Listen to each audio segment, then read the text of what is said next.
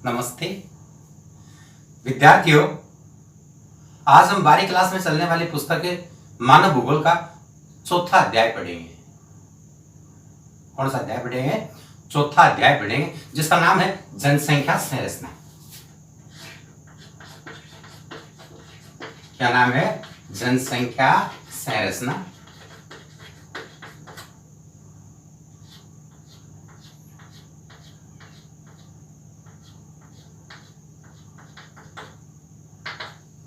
जानकारी के लिए मैं आपको बता दूं कि हम अपनी पुस्तक की दूसरी यूनिट पढ़ रहे हैं। इसमें कुल 2 टॉपिक हैं, एक अध्याय 3 और एक अध्याय 4। दोनों ही टॉपिक हैं भूविष्य जनसंख्या से संबंधित हैं। अध्याय 3 जिसमें हमने पढ़ा जनसंख्या वितरण, जनसंख्या घनत्व और जनसंख्या वृद्धि के बारे में, और वो भी विश्व स्तरीय, जिनके अलग अलग वीडियो मैंने अपने इस चैनल पर डाल रखे हैं। आज अपन पढ़ेंगे अध्याय 4, जिसका नाम है जनसंख्या संरचना। क्या नाम है? जनसंख्या संरचना। सबसे पहले पढ़ लेते हैं जनसंख्या संरचना का अर्थ, अर्थात जनसंख्या संरचना किसे कहते हैं।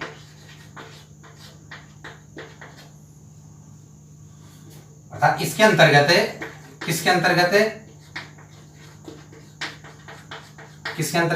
जनसंख्या संरचना के अंतर्गत, इसके अंतर्गत किसी देश या प्रदेश में निवास करने वाली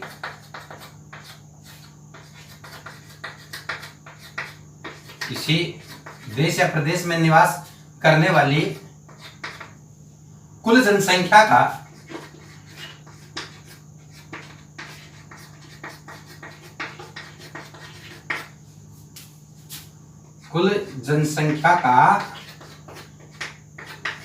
विभिन्न वर्गों में बांटते हुए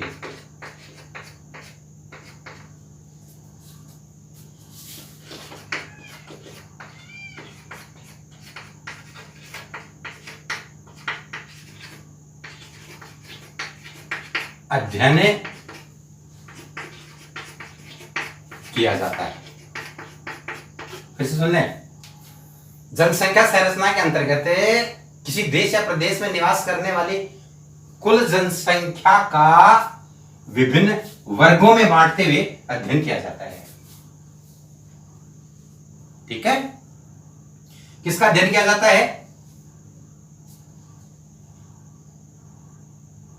जनसंख्या का।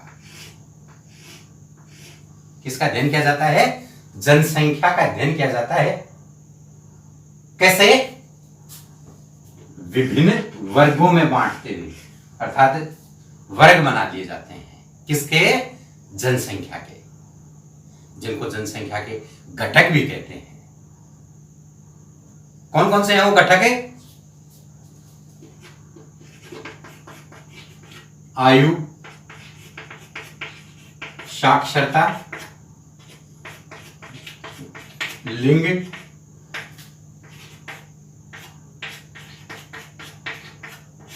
ग्रामीण व नगरीय जनसंख्या और व्यवसाय।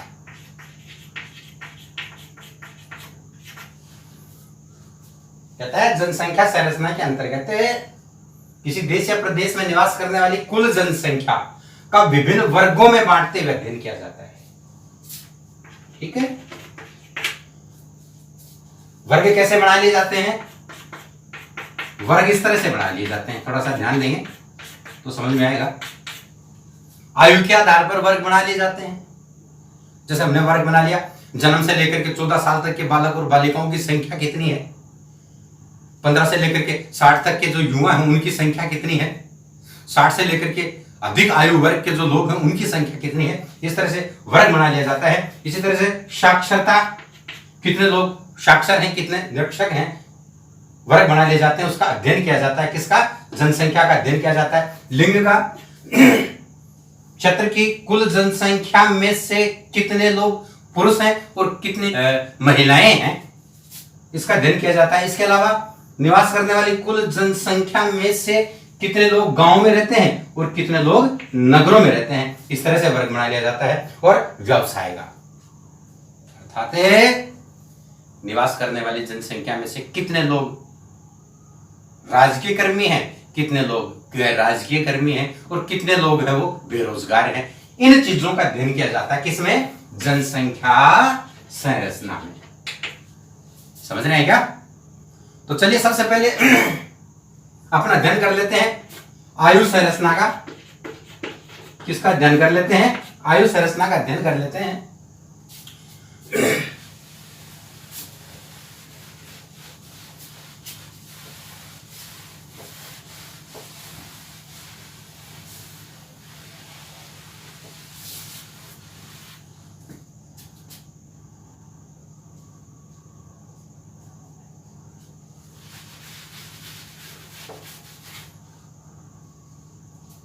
फिर से सुन लें, जनसंख्या संरचना के बारे में पढ़ रहे हैं हम।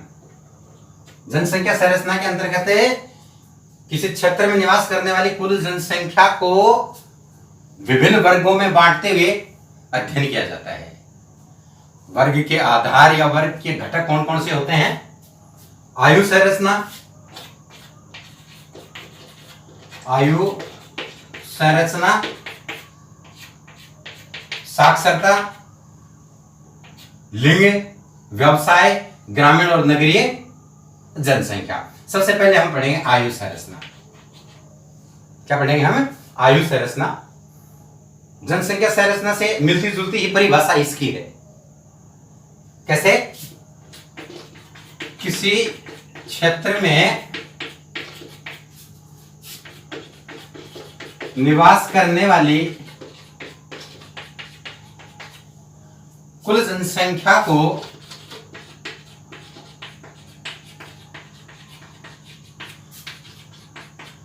विभिन्न आयु वर्गों में बांटकर प्रदेश की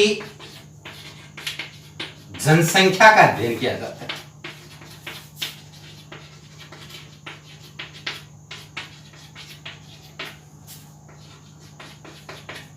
ठीक है? आयु संरचना में किसी क्षेत्र, देश या प्रदेश में निवास करने वाली कुल जनसंख्या का, जो जनसंख्या निवास कर रही है, कुल जनसंख्या को विभिन्न आयु वर्गों में बांटकर, विभिन्न आयु वर्गों में बांटकर प्रदेश की जनसंख्या का अध्ययन किया जाता है। इसका अध्ययन किया जाता है, जनसंख्या का अध्ययन किया जाता है। किसमें? आयु संरचना में। क्यों करते हैं जनसंख्या का अध्ययन? आयु के आधार पर किसी क्षेत्र, देश या प्रदेश में निवास करने वाली जनसंख्या का अध्ययन क्यों करते हैं, अर्थात कहां आवश्यकता पड़ती है?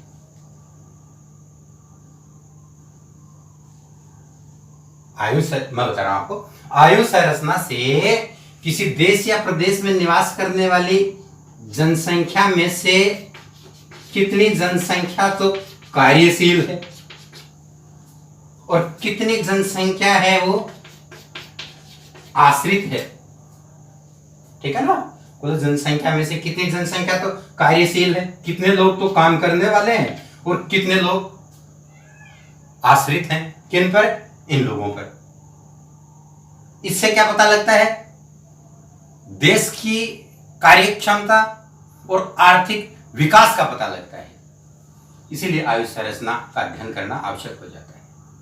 आयु संरचना के आधार पर विभिन्न देशों की जनसंख्या को कुल 3 वर्गों में बांटा गया है। कितने वर्गों में बांटा गया है? 3 वर्गों में बांटा गया है। पहला है बाल्यावस्था, दूसरा है युवा या प्रौढ़ावस्था या वयस्क अवस्था भी कह सकते हैं उसको, और तीसरा है वृद्धावस्था। तो सबसे पहले हम बाल्यावस्था के बारे में पढ़ेंगे। किसके बारे में पढ़ेंगे? बाल्य अवस्था के बारे में पढ़ेंगे। और उसके बाद में हम पढ़ेंगे युवा या प्रौढ़ अवस्था या वयस्क।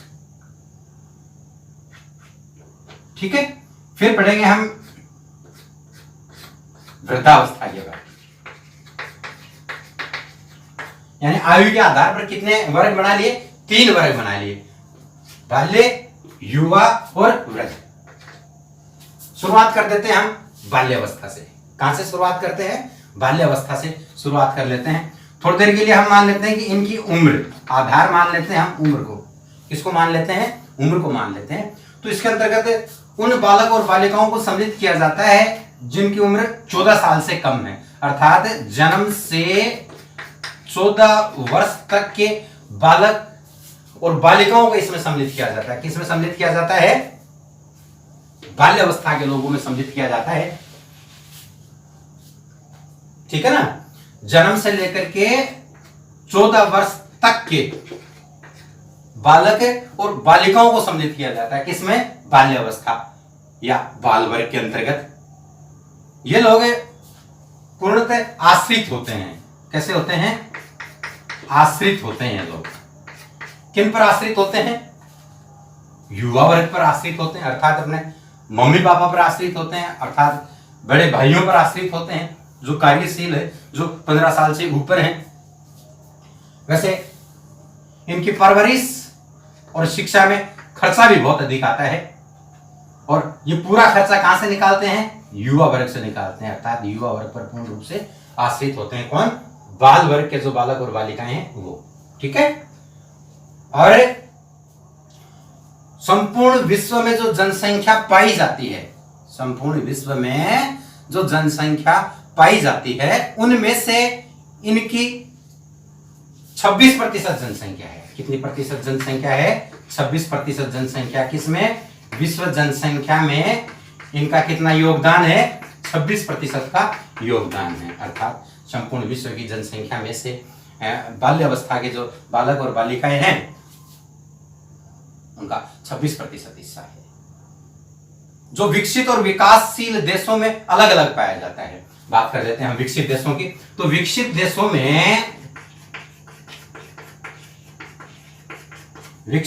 में इनका 16% हिस्सा है, और विकासशील देशों में इनका 29% हिस्सा है, अर्थात विकासशील देशों में बाल्यावस्था के जो लोग हैं वो 29% पाए जाते हैं कुल जनसंख्या में से। इस वर्ग का उच्च अनुपात अर्थात इस वर्ग के जो बालक और बालिकाएं हैं, अगर उनकी जनसंख्या अधिक है तो हमें ये सूचना मिलती है। क्या सूचना मिलती है? कि प्रदेश में जन्म दर उच्च है। जन्म दर कैसी है?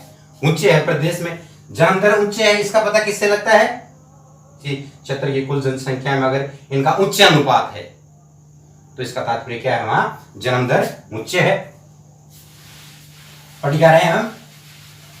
बाल वर्ग पढ़ रहे हैं, बाल्यावस्था के जो लोग हैं उसके बारे में अपन पढ़ रहे हैं। फिर से सुन लें। अगर बाल वर्ग के लोगों का किसी देश या प्रदेश में उच्च अनुपात पाया जाता है तो हमें यह सूचना मिलती है कि प्रदेश में जन्म दर उच्च है। जन्म दर कैसी है? उच्च है। और भविष्य में राष्ट्र विकास के पथ पर होगा। कहां होगा? विकास के पथ पर होगा। कैसे? क्योंकि कार्यशील जनसंख्या में वृद्धि हो जाएगी, अर्थात ये लोग भविष्य में क्या बनेंगे? कार्यशील जनसंख्या का हिस्सा बन जाएंगे। इसी कारण भविष्य में राष्ट्र क्या करेगा? विकास करेगा। पढ़ क्या रहे हैं हम? बाल्यावस्था के बारे में पढ़ रहे हैं या बाल वर्ग के बारे में पढ़ रहे हैं हम। इस वर्ग की सर्वाधिक जनसंख्या अफ्रीका महाद्वीप में पाई जाती है। कहां पाई जाती है? अफ्रीका महाद्वीप में पाई जाती है। कितने? 44.7%। 44.7% जनसंख्या अफ्रीका महाद्वीप में पाई जाती है। और विकासशील देशों में इस वर्ग की जनसंख्या अधिक पाई जाती है। यह था बाल वर्ग। इसके बाद में अपन पढ़ते हैं दूसरा, और कौन सा? वयस्क या फिर युवा वर्ग या फिर प्रौढ़ वर्ग। पढ़ते हैं नंबर 2, वयस्क, युवा, प्रौढ़। वयस्क को ही 2 उपविभागों में बांट लेते हैं, 1 और 2। पहले युवा और उसके बाद में कौन से हो गए? प्रौढ़।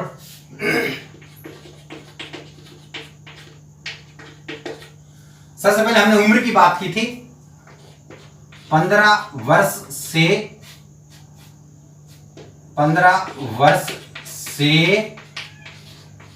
65 वर्ष के बीच हो। अर्थात इनकी उम्र कितनी होनी चाहिए? 15 से 60 या 65 मान लेते हैं। पूर्ण रूप से अधिकारी के आंकड़े इनके प्राप्त नहीं होते हैं पश्चिमी राष्ट्रों को छोड़ करके। फिर से सुन लें, 15 से लेकर के 60 वर्ष तक के लोगों को सम्मिलित किया जाता है। किसमें? युवा वर्ग में, या फिर प्रौढ़ावस्था के लोगों में, या फिर वयस्क व्यक्तियों में। 15 से लेकर के 65 वर्ष तक के लोगों को सम्मिलित किया जाता है इसमें। ये लोग कार्यशील हैं। कैसे हैं? कार्यशील, प्रगतिशील, प्रजननशील। अर्थात ये लोग कार्यशील होते हैं, आर्थिक क्रियाकलापों में लगे रहते हैं। इसको कार्यशील जनसंख्या भी बोलते हैं। प्रगतिशील हैं, विकास के पथ पर अग्रसर रहते हैं ये लोग। और प्रजननशील हैं, इनसे जनसंख्या भी बढ़ती है। इसीलिए इस वर्ग को किसी राष्ट्र का वास्तविक धन माना गया है। प्रश्न आया था एक बोर्ड की परीक्षा में, 12वीं क्लास में ही 2-3 सप्ताह पहले, कि किसी राष्ट्र का वास्तविक धन क्या है? यही है किसी राष्ट्र का वास्तविक धन। क्यों? क्योंकि ये कार्यशील तो है ही, इनके साथ साथ इन पर बाल्यावस्था के लोगों का और वृद्धावस्था के लोगों का भार भी होता है। अर्थात वो दोनों ही वर्ग आश्रित वर्ग हैं। आश्रित किन पर हैं? इस वर्ग पर है। इसीलिए इस वर्ग को किसी राष्ट्र का वास्तविक धन माना गया है। फिर से सुन लें, प्रौढ़ावस्था में 15 वर्ष से लेकर के 65 वर्ष तक के लोगों को सम्मिलित किया जाता है। ये कार्यशील हैं, प्रगतिशील हैं, उन्नतिशील हैं, गतिशील हैं, प्रजननशील हैं। अगर किसी राष्ट्र में इस वर्ग का प्रतिशत अधिक है, अर्थात इस वर्ग की जनसंख्या अधिक है, तो निसंदेह राष्ट्र क्या करेगा? विकास करेगा। क्या करेगा? विकास। यानी राष्ट्र विकास कर रहा है। कब?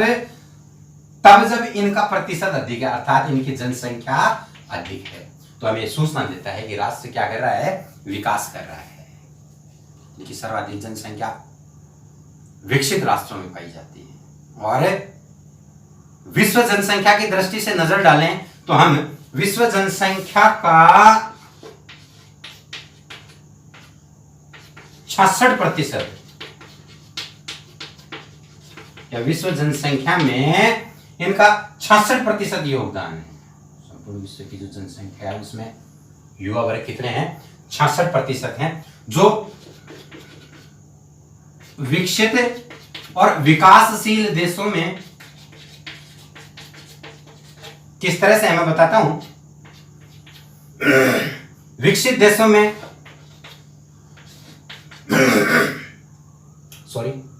67% जनसंख्या निवास करती है, और विकासशील देशों में कितनी प्रतिशत जनसंख्या निवास करती है? 65% जनसंख्या निवास करती है। किसकी? प्रौढ़ावस्था के लोगों की। अब पढ़ेंगे हम वृद्धावस्था के बारे में। किसके बारे में पढ़ेंगे? वृद्धावस्था के बारे में पढ़ेंगे। पढ़ क्या रहे हैं हम? जनसंख्या संरचना के घटक पढ़ रहे हैं हम। पहला घटक पढ़ रहे हैं, कौन सा घटक? आयु संरचना पढ़ रहे हैं। आयु संरचना के आधार पर किसी देश या प्रदेश की जनसंख्या को 3 वर्गों में बांटा गया है। 2 वर्ग हमने पढ़ लिया, तीसरा वर्ग हम पढ़ेंगे जिसका नाम है वृद्धावस्था। क्या नाम है? वृद्धावस्था। अर्थात इस वर्ग में 65 से लेकर अब तक या 65 से ऊपर के लोगों को सम्मिलित किया जाता है। 65 से अब तक जो व्यक्ति हैं या 65 वर्ष से ऊपर के जो लोग हैं उनको सम्मिलित किया जाता है। किसमें? वृद्धावस्था के लोगों की बात कर रहे हैं अपन। ये लोग बाल वर्ग की तरह से ये भी क्या होते हैं? आश्रित होते हैं। क्या होते हैं? आश्रित होते हैं। किन पर? युवा वर्ग पर। लेकिन कुछ एक लोग इस वर्ग में आश्रित नहीं होते। कौन? जो राजकीय कर्मचारी थे, सेवानिवृत्त हो गए, उनको पेंशन मिलती है, वो लोग आश्रित नहीं है। ठीक है। यद्यपि इस वर्ग में स्वास्थ्य संबंधित सुविधाओं के लिए बहुत अधिक धन की आवश्यकता होती है, इसीलिए पूर्ण रूप से किन पर आश्रित होते हैं? युवा वर्ग पर आश्रित होते हैं। यह वर्ग किसी भी प्रदेश में इनका उच्च अनुपात निम्न मृत्यु दर को बताता है। निम्न मृत्यु दर का संकेत देता है हमें। अगर किसी प्रदेश में इनका उच्च अनुपात है, इसका मतलब है उस प्रदेश में निम्न मृत्यु दर पाई जाती है। ठीक है। और इनकी सर्वाधिक जनसंख्या यूरोप महाद्वीप में पाई जाती है। कहां पाई जाती है? यूरोप महाद्वीप में पाई जाती है। कौन से वर्ग की? वृद्धावस्था के लोगों की सर्वाधिक जनसंख्या कहां पाई जाती है? यूरोप महाद्वीप में पाई जाती है। संपूर्ण विश्व की जनसंख्या में से इनका 8% का योगदान है। कितना योगदान है? 8%। यानी संपूर्ण विश्व की जो जनसंख्या है उनमें से वृद्धावस्था के जो लोग हैं वो 8% ही हैं। फिर से सुन लें, 65 से अब तक के लोग इसमें सम्मिलित किए जाते हैं। ये लोग आश्रित हैं। किन पर आश्रित हैं? युवा वर्ग पर आश्रित हैं। इस वर्ग का उच्च अनुपात, अर्थात इस वर्ग में अगर अधिक जनसंख्या है तो इसका तात्पर्य क्या है?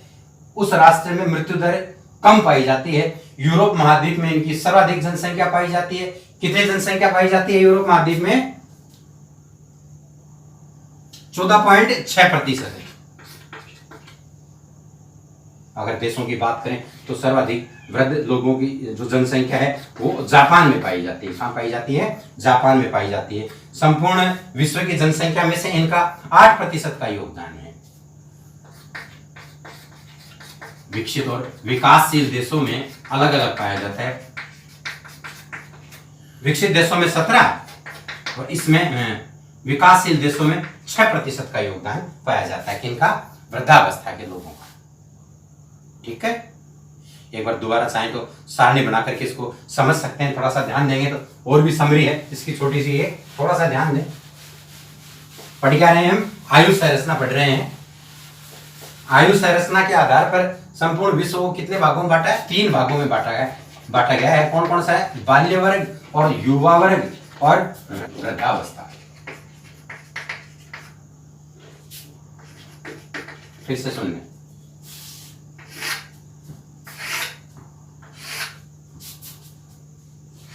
थोड़ा सा ध्यान दें, सारा टॉपिक क्लियर हो जाएगा।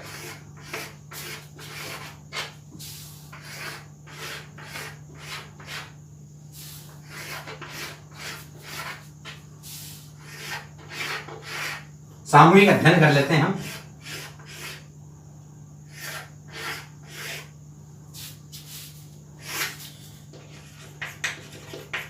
देखिए, आधार हम मान लेते हैं उम्र।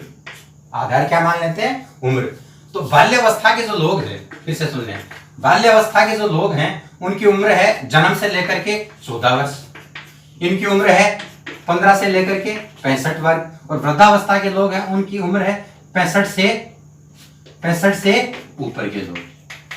अर्थात बाल वर्ग में वो लोग आते हैं, वो बालक और बालिकाएं आते हैं जिनकी उम्र जन्म से लेकर के 14 वर्ष है। युवा वर्ग में वो आते हैं जिनकी उम्र 15 से 65 वर्ग है। वृद्धावस्था में वो लोग आते हैं जो 65 वर्ष से अधिक ऊपर के हैं। आर्थिक उत्पादकता को आधार मान लें हम,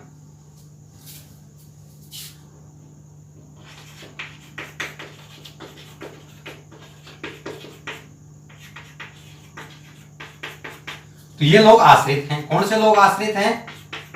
बाल वर्ग के लोग आश्रित हैं। और ये कौन से हैं? कार्यशील हैं। कौन से लोग कार्यशील हैं? युवावस्था के लोग कार्यशील हैं। और वृद्धावस्था के लोग हैं वो भी क्या हैं? आश्रित हैं। वृद्धावस्था के लोग हैं वो भी क्या हैं? आश्रित हैं। आधार हम अलग अलग मानते हुए इन सभी को सामूहिक अध्ययन कर सकते हैं अपन।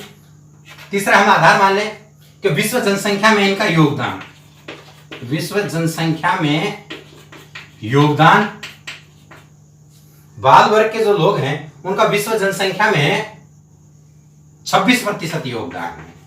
इनका 66% योगदान है और इनका 8% योगदान है।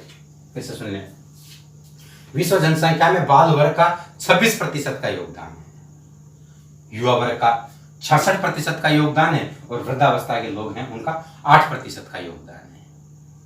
ये अलग अलग राष्ट्रों में अलग अलग पाया जाता है। थोड़ी देर के लिए हम बात कर लेते हैं किसकी? विकसित राष्ट्र की बात कर लेते हैं। उसके बाद में हम करेंगे विकासशील राष्ट्र की। किसकी बात करेंगे? विकासशील राष्ट्र की बात करेंगे। तो विकसित जो राष्ट्र हैं उन राष्ट्रों में बाल्यावस्था के लोग हैं उनका 16% योगदान है। युवावस्था के लोग हैं उनका 67% योगदान है और वृद्धावस्था के जो लोग हैं उनका 17% योगदान है। पढ़ क्या रहे हैं हम? आयु संरचना पढ़ रहे हैं हम। क्या पढ़ रहे हैं? आयु संरचना पढ़ रहे हैं। ठीक है। विकासशील देशों की बात कर लेते हैं हम। किसकी बात कर लेते हैं? विकासशील देशों की बात कर लेते हैं। विकासशील देशों में बाल्य अवस्था के जो लोग हैं उनका 29% का योगदान है। कितना प्रतिशत का योगदान है? 29% का योगदान है। किनका? बाल वर्ग का। और युवा वर्ग के जो लोग हैं उनका कितने प्रतिशत योगदान है? 65% का। कितने प्रतिशत का? 65% का योगदान है। और वृद्धावस्था के जो लोग हैं उनका बताइए, थोड़ी देर पहले पढ़ा था, 6% का योगदान है। कितने प्रतिशत का योगदान है? 6% का योगदान है। बाल वर्ग की सर्वाधिक संख्या अफ्रीका महाद्वीप में पाई जाती है। कहां पाई जाती है? अफ्रीका महाद्वीप में पाई जाती है। वृद्धावस्था के लोग हैं उनकी कहां पाई जाती है? यूरोप महाद्वीप में पाई जाती है। इनका उच्च अनुपात किसका? बाल वर्ग का उच्च अनुपात क्या बताता है हमें? उच्च जन्म दर को बताता है। और वृद्धावस्था के जो लोग हैं उनका उच्च अनुपात है, उसका तात्पर्य क्या है? निम्न मृत्यु दर। ठीक है। और युवावस्था का उच्च अनुपात है तो किसको बताता है? विकास को बताता है। किसको बताता है? विकास को बताता है। यह था हमारा आज का टॉपिक जिसमें हमने जनसंख्या संरचना के अंतर्गत आयु संरचना को विस्तार से पढ़ा। अगली बार फिर मिलते हैं एक नए टॉपिक के साथ जिसमें हम पढ़ेंगे लिंग अनुपात। धन्यवाद।